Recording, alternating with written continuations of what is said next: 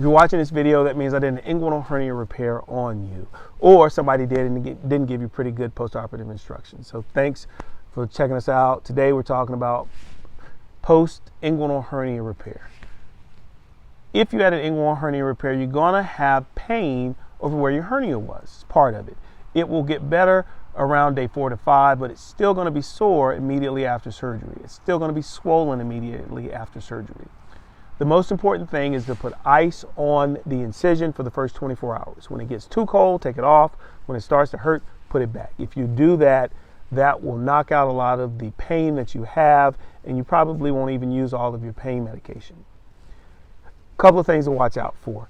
If you have a big hernia, your scrotum is going to fill up, or your labia, if you're a woman, is going to fill up with fluid, and that's normal. So a little swelling in the scrotum or the labia majora at that site, on that side, is okay.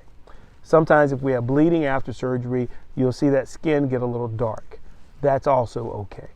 If it's swelling significantly or the swelling is getting bigger, that's a problem, give us a call. If the pain is getting worse, give us a call.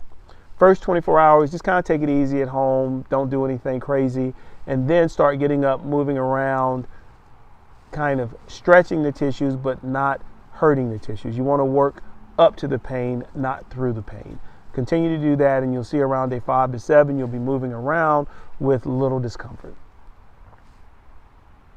Watch the incision and see if there's any redness. If there is, give us a call. If there's any leaking from the incision, give us a call.